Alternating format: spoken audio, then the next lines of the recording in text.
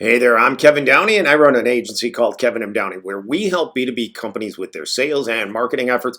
You can visit our website at kevinmdowney.com. Okay, today's topic: how to grow your B2B email company using a combination of email and sales reps, right? Or again, BDR, SDR type team, or account executive account managers, whatever it is. How do you set it up to grow your business, right? So if I was starting a company from scratch, and in the B2B space, the first thing I would do, and this is how I would model it from scratch, knowing I have a very limited budget, the first thing I'm going to do is I'm going to learn how to do email at a very high level, or I'm going to find an agency that really knows what they're doing.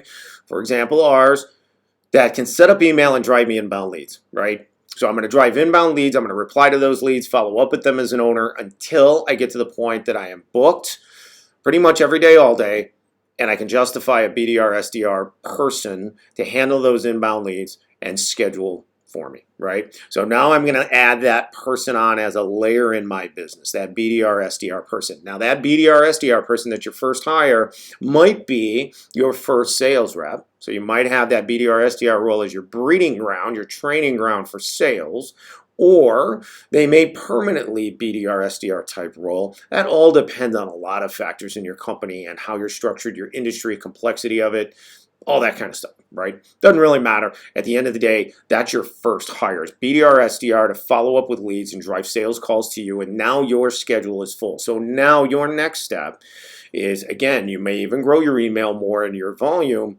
is to bring on your first sales hire, right? Whether it's a sales representative, account executive, account manager, and now you're doing email to drive them scheduled calls, and maybe still for some for yourself, but you're driving them scheduled calls, right? So that their schedule is more or less full, right? And therefore they are continually doing sales for you and growing, and now you're accelerating the growth of your company, right? But your sales hiring is predicated on the number of leads and ultimately appointments that you can generate, right? So if they're a sales representative that's a what we call a hunter sales role, where they're doing a one-off sale and then they really have nothing to do with the customer or the client ever again, maybe they follow up with them once in a while, but they're not an account executive, account manager, I want those sales reps to always be fully scheduled every day, all day, right? So you only add sales reps insofar as you can drive the leads and the calls to fill a sales schedule.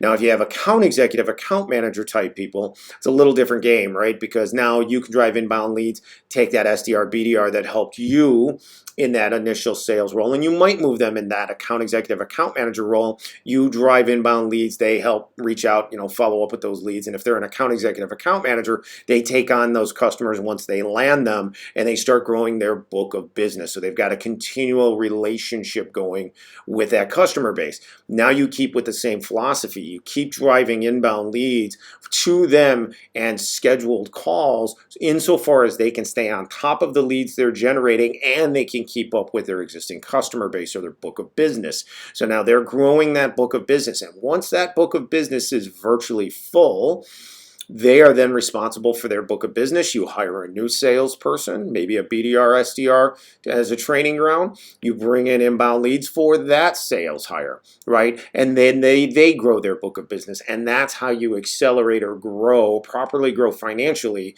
a small business using a combination of email and a sales team. And again, that structure and the process is a little bit different depending on your company. Again, ongoing relationship with customers, how that works, whether you have account executive, account managers, you have hunter sales type people. But at the end of the day, the basic philosophy is the same. You don't hire salespeople until you can fill a schedule, right? That's the most important thing that I would tell you. You don't hire sales to go out and cold call, right? Now, there are some exceptions to that rule, and I've talked about this in some interviews on podcasts.